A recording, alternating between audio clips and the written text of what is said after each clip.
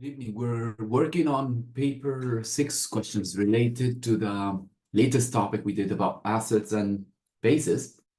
So first part here, there's like a couple of experiments to plan. The first one, it was about you trying to find the pH of a soil sample. So you have been given a soil sample like this one here, and you are to find like the pH of that soil sample. So what are we supposed to do? The procedure is going to be something like this. You're going to dissolve that soil sample in water, right? Then you're going to have to filter. So you can get like a filtrate extract of the soil. Then you add indicator and you check the pH using best indicator. In this case, going to be universal, because it can give you the exact or very close value to what you have there in the soil. So again, as I said, I'll first measure specific mass of soil. I'll dissolve in distilled water, and then I'll add to extract it well. I'll have to heat, and I have, meanwhile, while I'm heating, I must be stirring so I can dissolve as much of the soil as possible.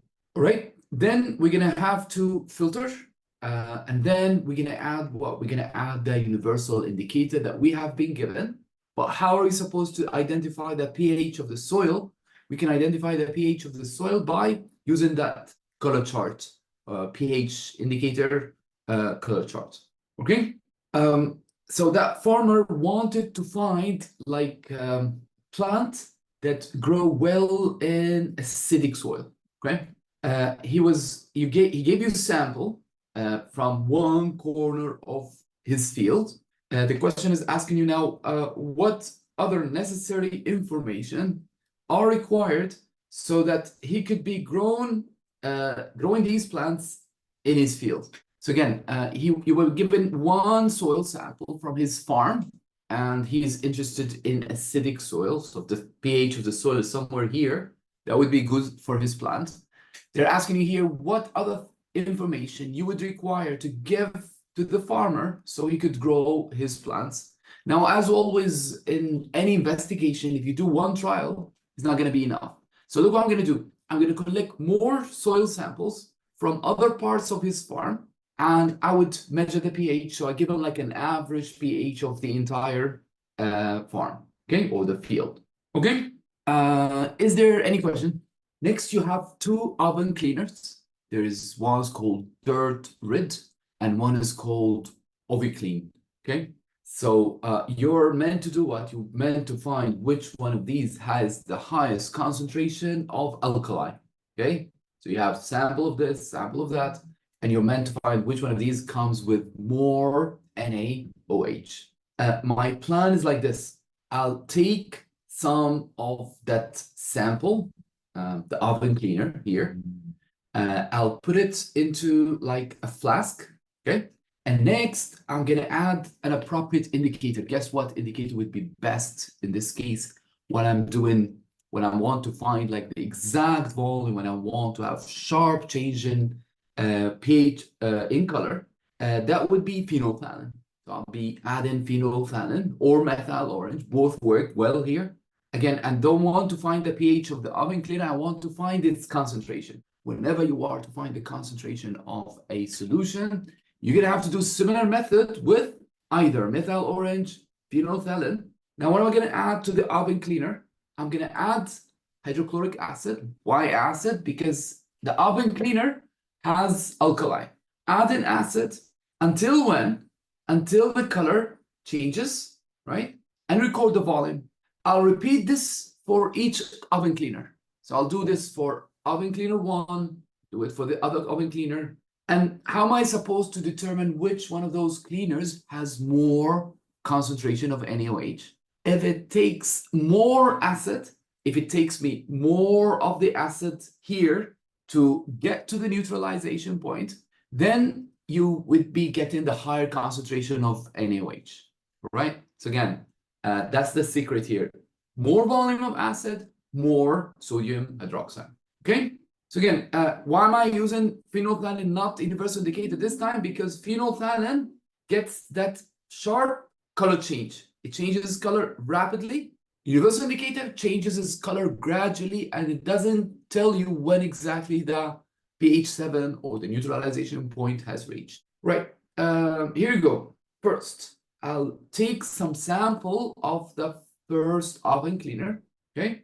Like a specific volume or mass, just take standard amount of it, pour into a flask, add drops of phenolphthalein methyl orange.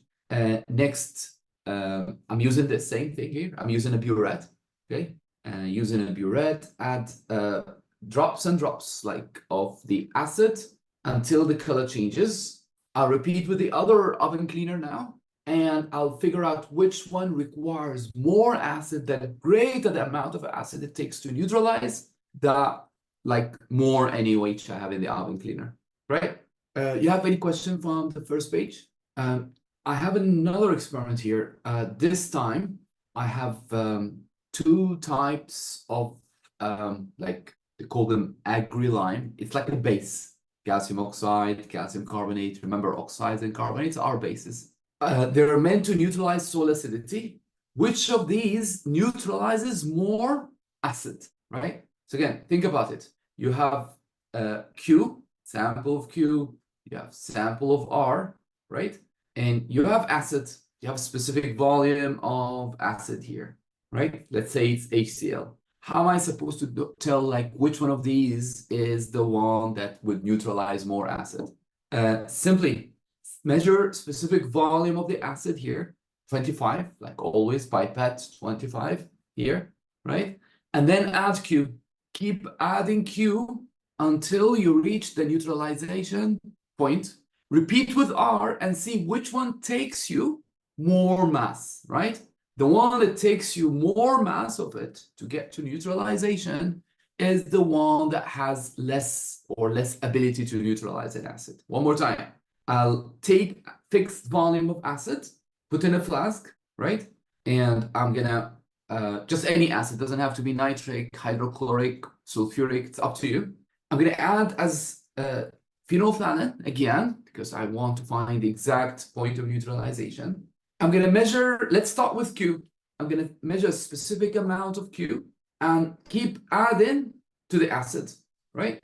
Add and stir until when? Until the change in color. Record how much it takes you. Record how much Q it takes to get neutralization, right? Repeat with R, the other one here. So I did it with Q, I'm doing it with R. And then the one that takes you more, if it takes me more of that solid to get to neutralization, this means that this solid is less effective, right? Do you agree? Again, if more Q took me, if Q takes me lots of mass, then R to neutralize the acid, then Q is less effective, right? For the neutralization, okay? The one that takes less is the one stronger, right? Clear? Any question? Very similar one, but instead of like lime, they're using, you know, those pills that people take when they have like too much acidity in the stomach. They said here, some people get pain because of too much acid in the stomach. There's too much hydrochloric acid in the stomach. So they take pills, and they're like two brands of pills. And you're meant to find which one of these is more effective to neutralize an acid. Same as that previous one, okay? So just like last time, I'm gonna take fixed volume of acid. I'm gonna add the first brand. We have two brands. One is called P, one is called I. I'm gonna keep adding here because it comes this time, it's coming like in pills, right? Tablets, right? So I'm gonna add indicator. I'm gonna count how many pills because it's a medicine. And then, as like we said in the top question, what am I supposed to say? I say the one that takes fewer tablets, fewer pills, is the one that's more effective. Is there any question? Here, it's like they're doing crystallization. They wanted to prepare crystals of zinc nitrate.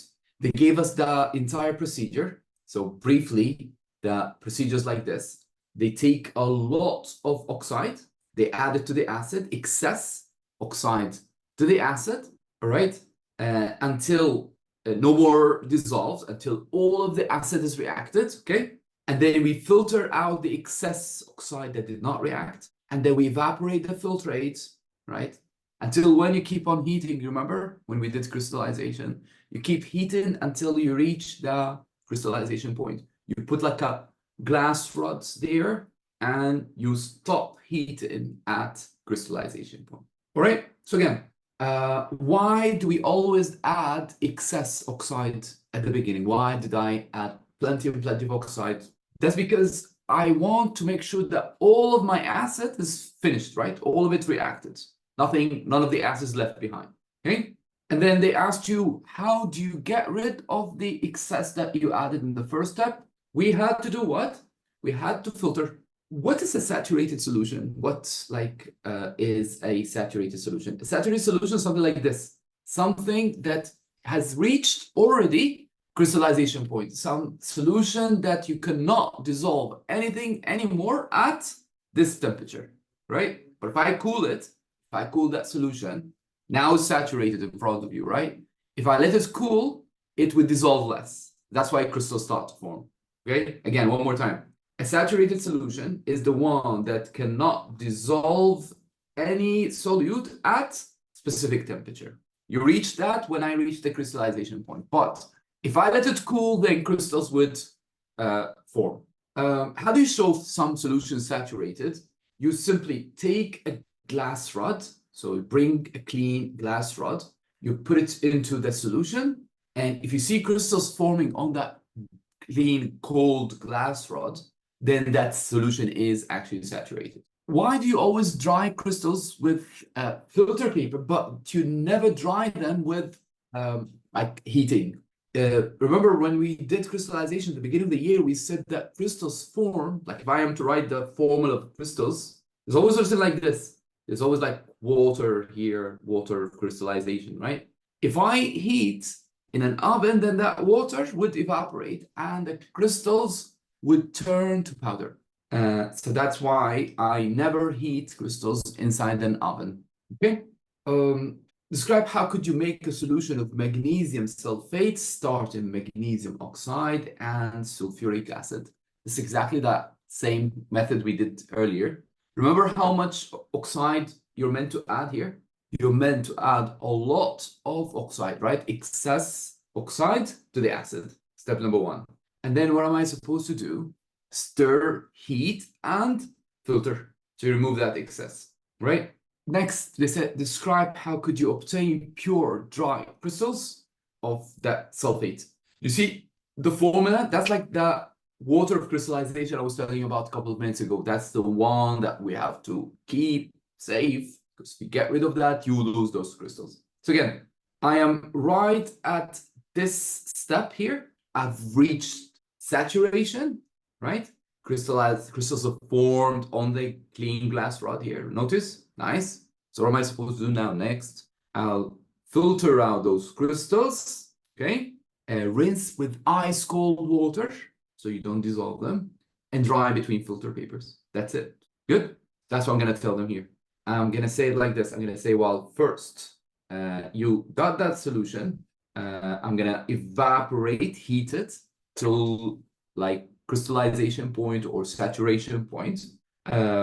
So once you see the crystals, means your solution is fully saturated, okay? Then what am I supposed, how do I obtain those crystals? I'm gonna filter those crystals, and then I'm gonna dry them, rinse and dry between filter papers, okay? Going next, this is like I showed you during the lesson. I showed you a method that you can get indicator out of red cabbage. At that time, we said crush, dissolve in hot water, right? Filter, and then try that indicator. Try it with an acid, try it with an alkali. So that's what I'm gonna say here. I have berries this time, right? Berries, crush them, add hot water, then stir, filter the mixture, and your indicator is ready to be used. But how are you supposed to tell like if this indicator is actually working? How can you tell that this indicator is actually functioning? You could do so by adding just any acid. Just find an acid like hydrochloric or NaOH and see it should give you different color, right? If it's like a good indicator, then it could give you like different color. Yeah, you can use berries, Selim. You can use berries or cabbage. Both work as indicator. Okay. We're now gonna check like an experiment, like the one I have here. Look what they're doing. They're doing something called precipitation. I'm gonna tell you more about it during the next class. So next class we'll be working on that precipitation. What is precipitation is all about? It's like you take two solutions, both aqueous, both soluble in water, you mix them up and you form a solid, right? So basically, here I added, like the question says, they added aqueous lead nitrate, aqueous potassium chloride. So let's try to write it. So again, I have lead nitrate and potassium chloride. Let me just write in formula, lead nitrate, like this, potassium chloride. And they said here, when you mix them up, you're going to get what? You're going to get a precipitate. What that precipitate is all about. Basically, this goes with this. Remember that double displacement reaction? You get lead chloride and potassium nitrate. Okay? So that's that equation. They did not ask for the equation. I'm just showing you what they're doing here. Okay? Next, this is my setup. So they mix them up. They use a measuring cylinder. That's always like something you have to be aware of. If they use the measuring cylinder at the beginning of the question, they'll ask you later, how do you improve this investigation? So to improve the investigation, usually you would have to use a pipette because like the most accurate method. So they took lead nitrate and they put it here. So again, these 6 test tubes contain lead nitrate, right? And then they added 1, 2, 4, 5, 6, 7 of potassium chloride. Okay, so again, I have lead nitrate here, and we added 1, 2, 4, 5, 6, 7 of potassium chloride to it. We mixed them up. And we noticed that there was a solid. We noticed that we're forming that solid precipitate that I told you about. They're filtering that precipitate and seeing how much it is. Okay? They asked me here, record those 1, 2, 4, 5, 6, 7 I was telling you about. Record them here in the table. And with your ruler, measure the height of that precipitate. So take your ruler and measure the height of that precipitate like this. And you get that value here. Okay? Our values will vary because like the printer, the paper, all make difference. So just wrote the numbers that was given in the mark scheme. Okay, so these are the values from the mark scheme.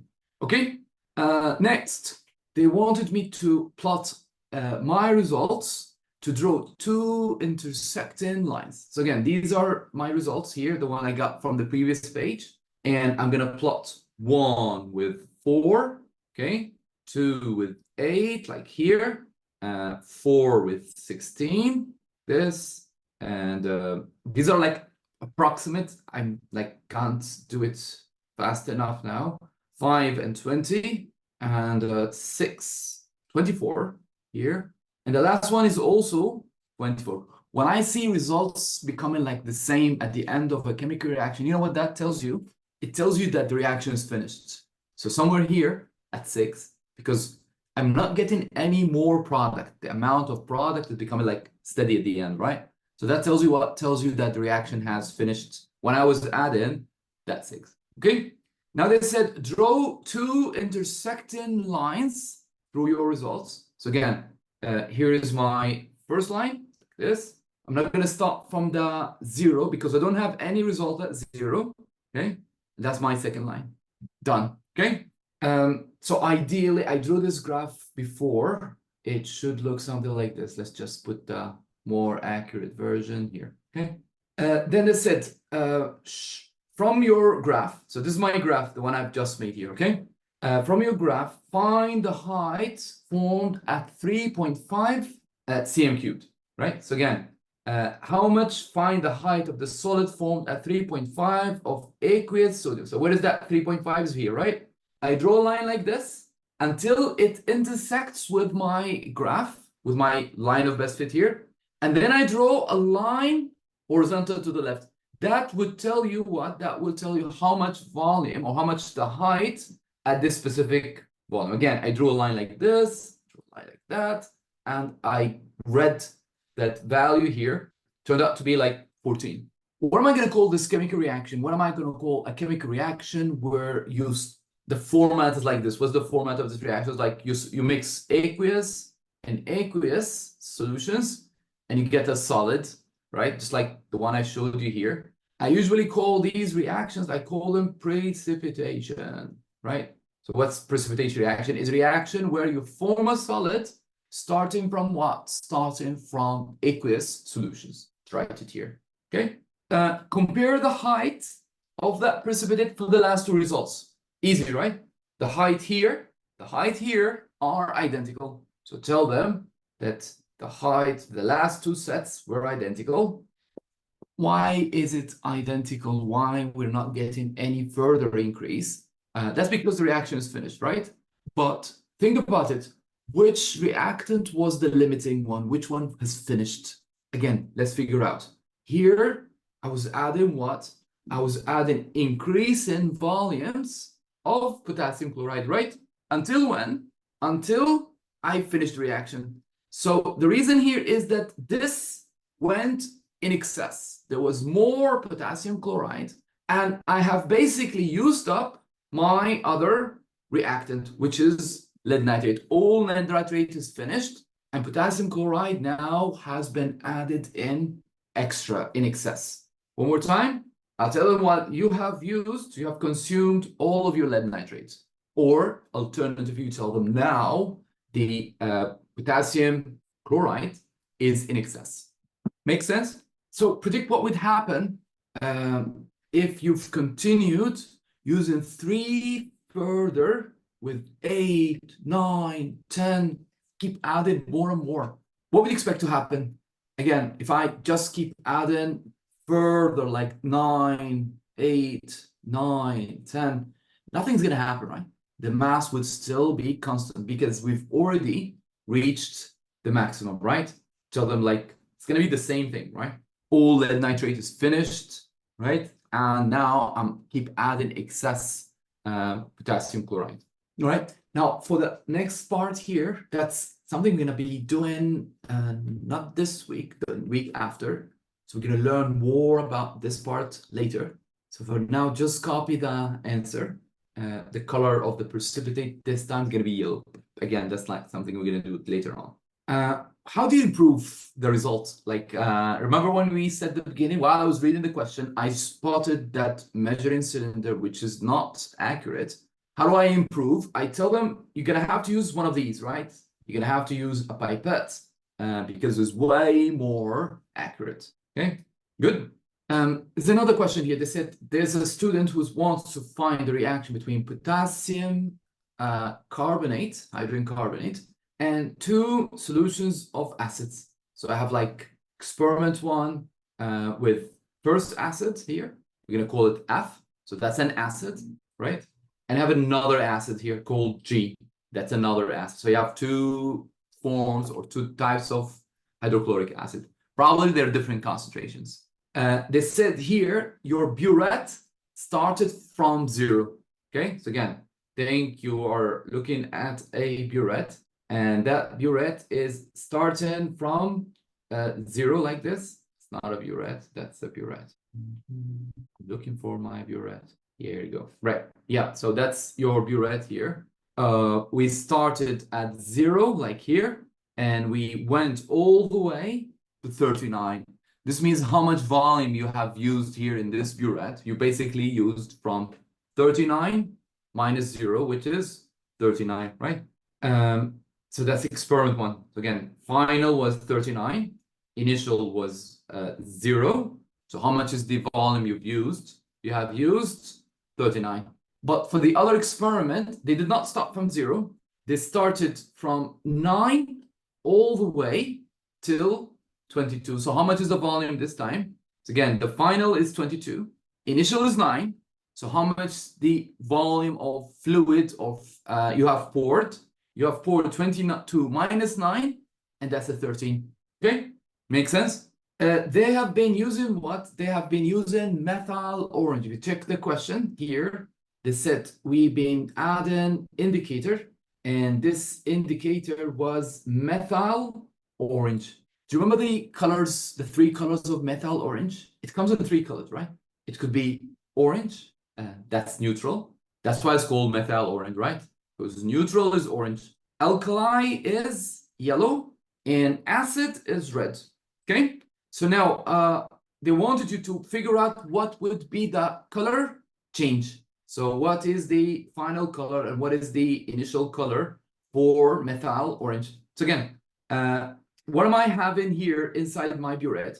My burette, I'm adding the acid. So that's the acid, okay?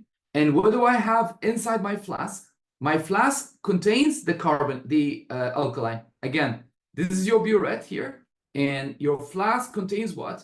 Your flask contains alkaline, okay? Where did I add the indicator? Indicator was added to the alkaline, right? And this is your acid been added to it, okay? So what was the methyl orange with alkaline? Methyl orange with alkali was yellow, right? If I add acid, I will stop until neutral point.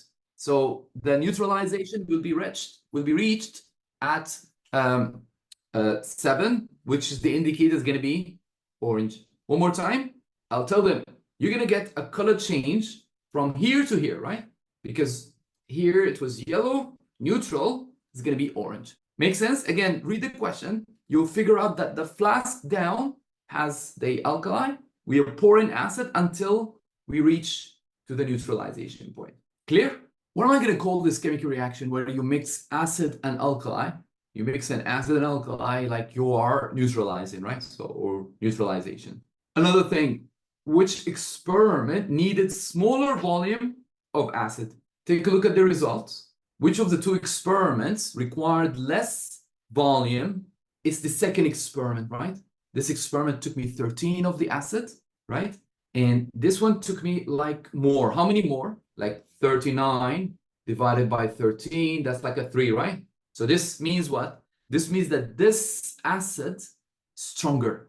Always, if it's less volume of the acid that's required to neutralize, this means that the second experiment was using a stronger acid. 3 times stronger, right? 3 times less volume it took for neutralization. So again, here I'm going to say that. I'm going to tell them, well, the second experiment required less. How much more acid was added? 3 times. Again, where did I get the 3 times from? It's 39 divided by 13. It's a 3, right? Which solution is more concentrated? Here I call that solution J, and here I'm calling that solution F, right? So which one is stronger? It's the second one, G. Now think about it. If experiment 2 was repeated, but the mass of the alkali that I was using there was 0.6. So again, here I got this result. I got this result when the mass of the base or alkali here was 0.3. If I repeated the experiment, but now it's instead of 0.3, it's now 0.6. How much volume you would require to get to neutralization? So think about it. 0.3 required 13, right? The 0.6, what will it require? It would require twice as much, right? So that's what I'm going to say here. I'm going to tell them, well, you would require twice the amount of mass or the volume that you used in the first time. What would be more accurate method of measuring the volume of distilled water? Again, they've been using a measuring cylinder. How would you improve the measurement? Instead of measuring cylinder, you're going to have to use a pipette. Okay? Pipette is better because burette takes time. Why was the burette rinsed with water and then solution G? Pay attention, this is quite important and it's repetitive. So this is important part here. It's about like, how do you rinse and clean a burette? So again, remember what the burette looks like. Burette looks something like this. Let's say I've used it first. That's my first measurement, right? So this is the first time I used it. I had inside of it, I had that solution, we called it F, right? I wanted to repeat the experiment, but this time I want, instead of filling it up with F, I want to do it second time with G. How do I make sure that my burette doesn't have enough of G? So again, I want to remove all trace of F. So how do I ensure it doesn't have any of F? I rinse. Ideally, I rinse with distilled water, right? But the problem now, I rinsed it, it's nice and clean, but it would still have some droplets of water inside of it. And these droplets will mess up my result. You know why? Because they will remain there and they will make solution G diluted. They will mix with G and decrease its strength. They will make it less concentrated. So what am I supposed to do right after to get rid of those droplets of water? It takes time to dry it. It's like so much time. So instead of just drying it up with hair dryer or something, I rinse it, but now I'm going to rinse it with G. So again, I say then rinse with G itself. So just wash it with G and it would be clean, no trace of F, plus it doesn't have water that would possibly decrease the strength of my solution. So again, next time someone asks you, how would you clean a burette? What would you have to do? Rinse first with distilled water and rinse with the solution like G, the one you want to fill it up with. Okay, so that's what I'm going to say here. I'm going to say distilled water and then rinse with G. Makes sense? Right. Next, they said, what would be the effect of the results if was warmed? If you take that carbonate and you warmed up, or you warmed up the solution, how is this going to affect the result? Look. Here they're playing like a mind game on you because students think as soon as say we heat it up, then faster rate of reaction. But what does rate of reaction has to do with this experiment? Nothing, right? So you will get your results faster, but your results have no time here, right? You see any time, minute, or something here? Nothing, right? So I'm going to tell them my results are going to stay the way they are, right? Although I'm going to get like a faster reaction, but here my results are not going to be affected. It's not going to change the value of the volume, right? Is that clear? The last part of this question is like this. They said, describe different methods to find which solution of acid is more concentrated. We did this during the lesson. We found like almost 4 ways you can possibly tell which acid is stronger between strong and weak acids. Let me just quickly remind you of these methods. One method, we use conductivity, remember? One method, we added magnesium. One method, we added, here you call it, indicator. So either method basically works to determine which acid is strong and which one was weak. So again, you could possibly add indicator, like universal indicator. That would possibly work. You can add magnesium. So with indicator, the acid, you can tell the strength by the color. You can add magnesium ribbon. You can measure the conductivity. So just write any of these methods so you can tell which is the stronger. I'm going to write the magnesium one. It's like the most appropriate here. Add a piece of magnesium and check which one gives you more bubbles. The one that gives you more bubbles of hydrogen is the stronger acid. All right. All right. So that's what I'm going to say here. I'm going to say add magnesium ribbon. Check the bubbles of hydrogen over time. More bubbles in less time means faster rate of reaction or more concentrated acid. Okay. Another question here. They said you got some sodium hydroxide and acid called K. They did an experiment here. They said using a measuring cylinder, take some of that K. Remember that measuring cylinder part? Again, they're going to ask you just in a couple of minutes, they're going to ask you like improve the method. So that's like an error, intentional error. Okay. They put the acid in the conical flask. Again, I have some acid being put into a flask like this. Okay. That's where the acid is. And I'm filling up a burette with alkaline. So this got the alkaline. All right.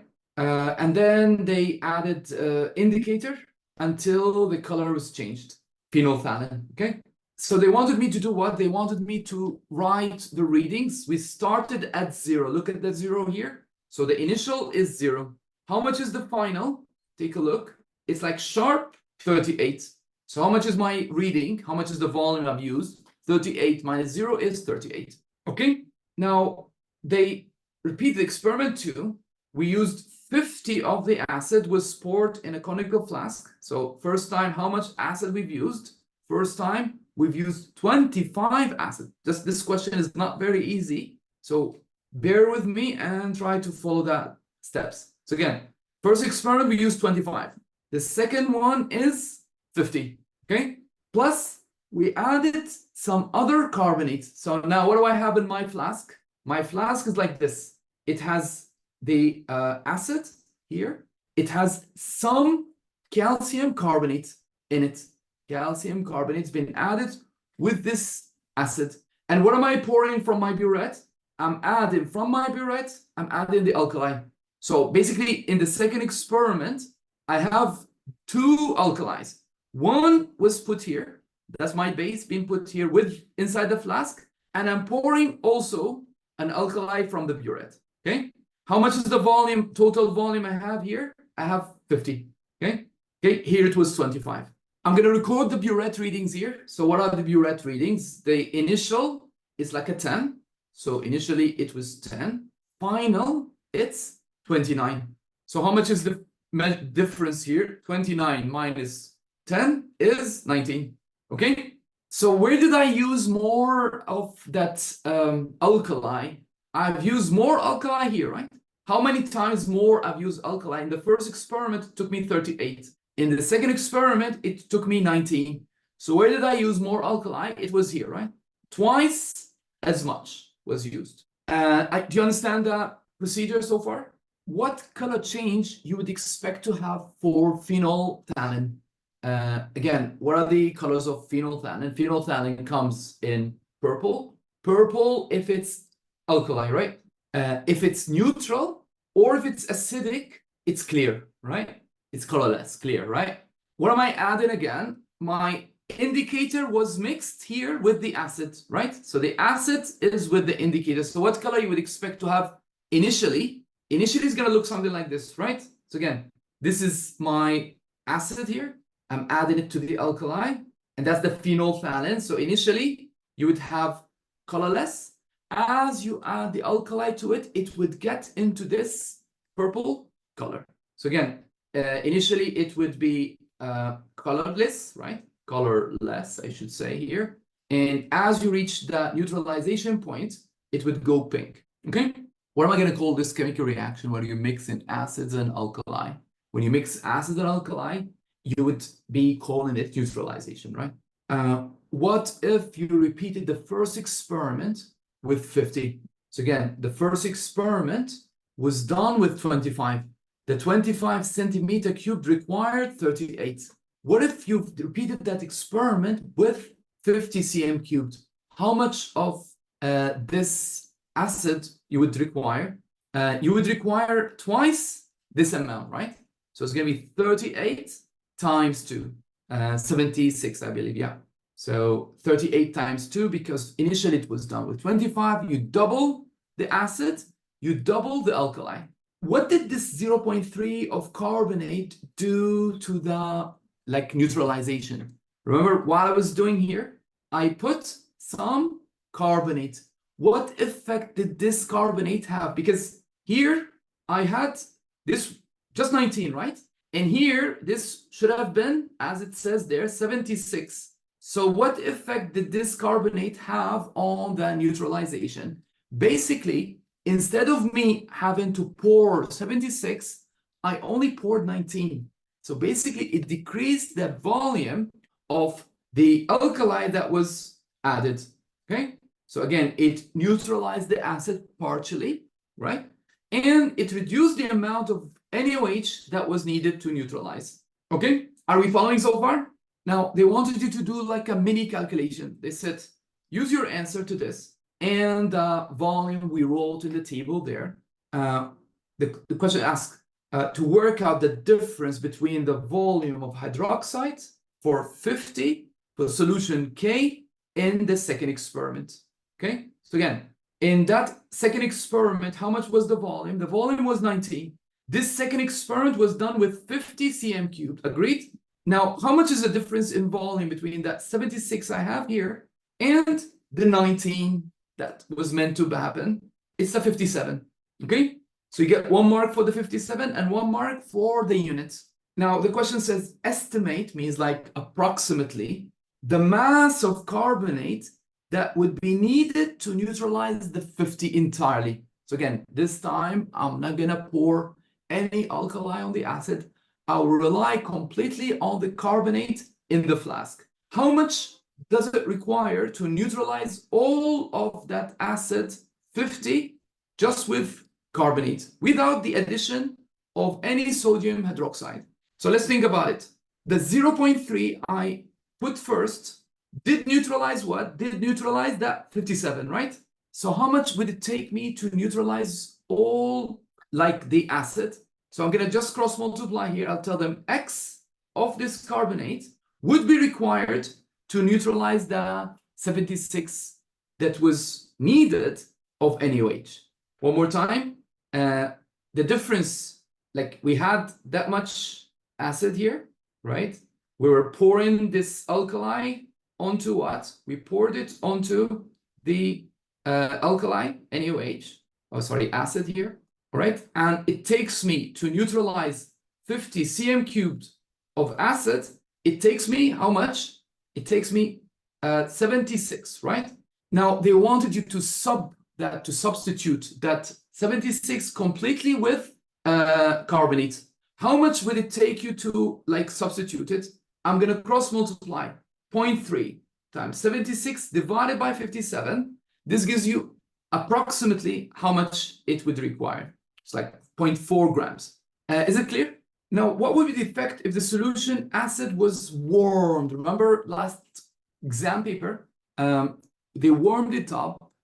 Heating, warming doesn't affect concentration, right? It would only affect the rate of reaction. So that's what I'm going to say here. I'm going to say, well, it's not going to have an effect because heating is only meant to speed up rate of reaction, but that's going to happen any effect here in this case. Okay, are we good? So let's go to another question from those planning. What do I have here? Just like the ones we started the lesson with, we have calcium carbonate. It's insoluble in water, but calcium chloride is actually soluble. So you have one insoluble and one soluble compound. They said most impurities in limestone are insoluble. Okay, so you have like a rock. Imagine you have like a rock like this. And this rock is made up of what? Is made up of calcium carbonate. There are within this rock some insoluble impurities. You're meant to do what? You're meant to find how much is the mass of those insoluble impurities. What's the hint I have here?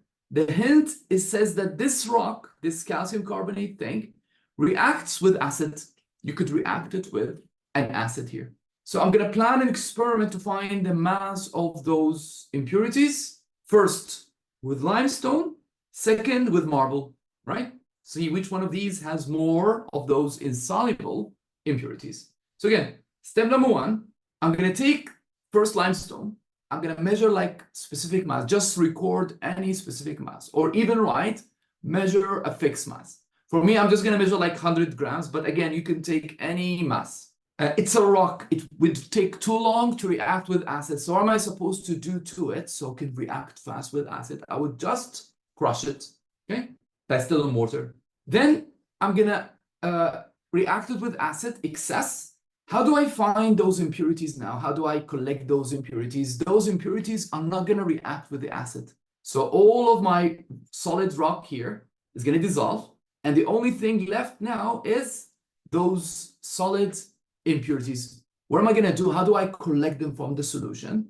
I'll filter that mixture, and the solid impurities are now wet. So if I weigh them, they'll be misleading. So how do I ensure that I'm weighing like their actual mass? I'll just dry them and weigh it. Okay. So this work was done for limestone. I'm going to repeat now for marble. Okay. Exactly the same procedure. And which one would have more of those impurities? just compare the mass of the residue, the impurities, and see which one weighs more.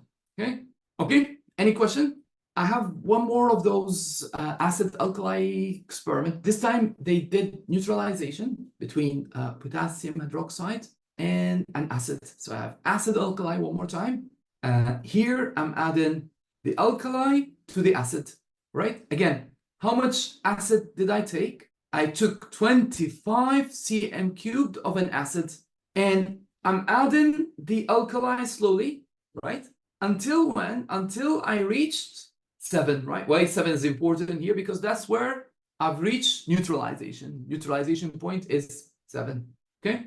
How much volume of the alkali took me to reach neutralization? Let's figure out. It took me 12.5, right?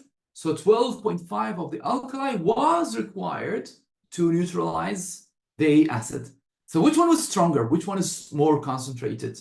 The acid that was 25 cm cubed, or the alkali that was just 12.5. So one more time, it's like this. You have a burette, and that burette has the alkali, and you have a flask. You got 25 acid. It took me 12.5 of that alkali to neutralize 25 acid. So which was the stronger one? It's the one in less volume. The 12.5 was strong enough to neutralize 25 acid. Okay?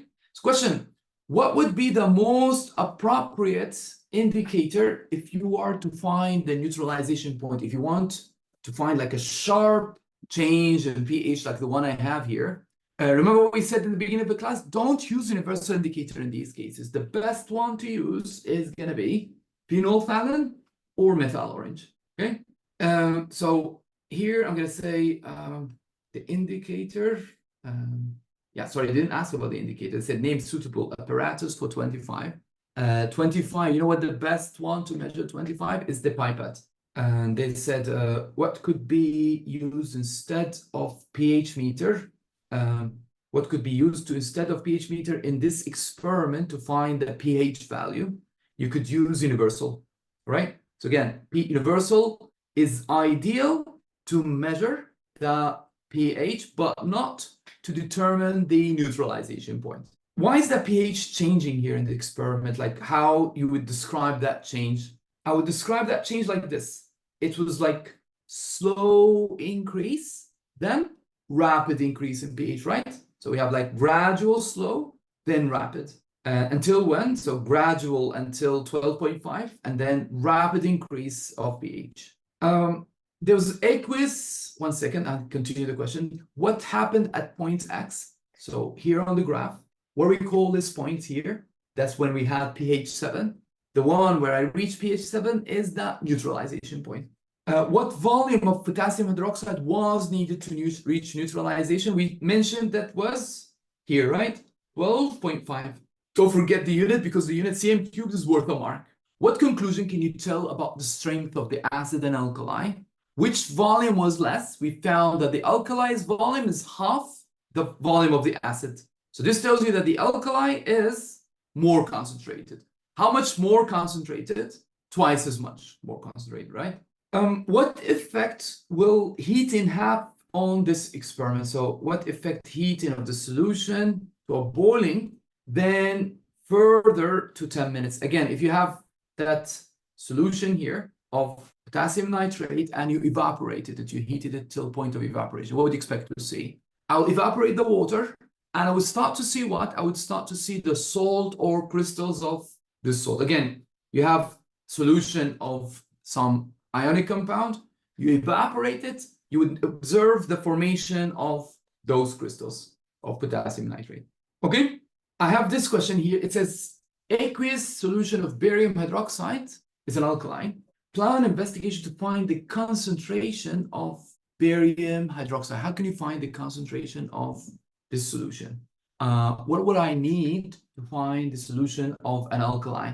As always, I'm going to use the same setup. A burette, right? And a flask with an appropriate indicator, right? It's like every time. So again, what will I have here? I will have the alkali, barium hydroxide. What am I adding to it? I'm going to add an acid. The acid should be like of known, like concentration here, I'll see how much volume of acid it takes to reach neutralization. Okay? Then I can simply determine the concentration of the alkali. How? I can like work out its concentration from the concentration of the acid, right? Again, let's say I have HCl and NaOH. If I work out the volume and concentration of the acid here, I can easily do this because the concentration is known to me. I am the one who added the acid here, right?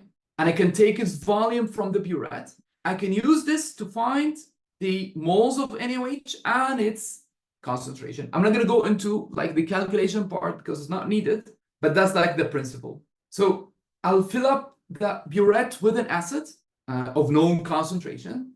I'll pour 25 of these hydroxides that I don't know its concentration. I'll pour the acid onto the alkali. I'll put it first in a flask here, and I will add the acid drop by drop until phenolphthalein changes its color. Okay. Next, I'll determine how much of that acid was required to neutralize. And from that, because I know both the volume and concentration of my acid, I can determine the concentration of my alkali. Okay. We're reaching near the end. I have vinegar. I have ethanoic acid. I have two brands of vinegar. I have C and D. Okay. I want to find which one of those two brands of vinegar is like the one that is containing more ethanoic acid, because the bottled vinegar that you have is not like pure vinegar. It's vinegar plus water. So I want to find which one of these has more of the ethanoic acid.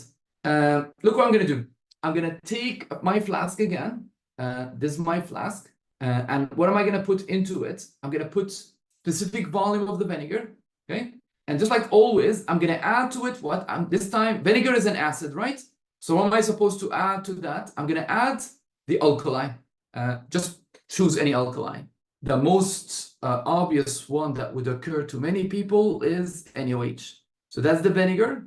I'll add some drops of indicator to it too, and keep adding alkali until I neutralize. So using pipette, measure 25 of vinegar C, put in a flask, add drops of phenolphthalein, use a burette, add acid until the color goes what color to what color. We can mention the color, it's not like really necessary. With phenolphthalein with acid is colorless, right? If I add NaOH to it, it would go purple, changes from colorless to purple or pink. Record the volume and repeat with D. I'm going to repeat the same procedure with D, but how do I tell which vinegar has more acid in it? Look, if it takes me more of that NaOH to neutralization, right? Again, the solution that is stronger is the one that takes less volume to neutralize, right? So again, here, say it took me here 25, and here it took me 12. Which vinegar brand is the stronger one? Is the one that took more volume of alkali to reach neutralization. Okay? So that's what I'm going to say here. I say the vinegar that requires more alkali is the one that is actually stronger, that has more ethanoic acid in it. Okay? Here's the last question. It's talking about what? It's talking about two solutions of alkali, this O and P. And just like always, they filled up the acid with the burette. So that's the acid here. And I have the alkali measured with a cylinder, like always here. That's an inaccuracy. And put in a conical flask. They wanted you to read the burette here. So the initial is like, how much is this? This is like 5. I've used here 4.1. That's how much I've used here. So I'm just going to record the initial. And that's the final. How much did I use here? I used all that volume was poured. So it's like 29.6. Okay. How much is the difference? Subtract. Same idea here. So that was done for what? That was done for solution O. Okay. And that was done for solution P. How much is the initial? 24. And how much is the, I've used 24 here, and I've used here 29.1, right? So record, final is 29.1. Initial is like 24. The difference is 5.1. Let's examine the results for a minute. which solution did require more volume of acid to neutralize? This solution O turned out to be stronger. It required 25.5 of the acid to neutralize. So O is stronger than P, right? How many times stronger? This one is 25.5 and this one is 5.1. So it's like 5 times stronger than the other solution. So again, what type of chemical reaction takes place if you mix in acid and alkali? When you mix acid and alkali, you're actually doing neutralization. Which solution is more concentrated? The more concentrated one is the one that requires more volume, right? So we noticed that O was stronger. How many times stronger? It was like 5 times stronger, okay? 5 times stronger. What if you repeated experiment 2 using 10 of solution P? So again, experiment 2 was 10 of solution P. What volume of acid it would be required? So again, initially, I was using 20, right? So if this experiment here, that 5.1 was required to neutralize what? It was required to neutralize 20. How much it would be required to neutralize just a 10? Think about it. So initially here, I've used 20 and it required 5.1. If I use now 10 only, then how much it would be required to neutralize? It would be 5.1 divided by 2, right? So they get nearly that much, or any number within that range. Okay, so that's for 20 cm cubed. For 10, you just cross multiply, right? What if you warm the acid? What effect this will have on your results? As always, when you do a neutralization, if heating doesn't affect, right? Doesn't affect the concentration. How can you improve the accuracy in measurement? First time they use a measuring cylinder, now you must be using a pipette. How do you improve reliability? Remember the word reliability, what does always remind you those first 2 letters with? They always remind you of repeats, right? If you repeat, you're more likely to eliminate errors and improve your reliability. Use this information, suggest different methods to find out which solution of hydroxide is more concentrated. Pay attention, it's like the last bit. I know you're getting tired. I have sodium hydroxide. They said reacts with calcium chloride and forms a solid precipitate. So one more time, if you react this with calcium chloride, you're expected to get a solid. They wanted you to use this method to find which NaOH solution is stronger one. How am I supposed to do it? I'll take that calcium chloride and I'll mix it with NaOH. I'll figure out how much solid I make each case. The one that gives me more mass of the solid is the one that is actually stronger. Okay? So I'm gonna take a pipette. I'll measure exactly the same volume of OMP, NaOH. Then I'm gonna add that calcium chloride. Add like as much as I can, equal volume. And then I'll measure the mass of precipitate. The one that gives you more precipitate is the one that is actually stronger. Okay? You have any question about what we've done here? Next class,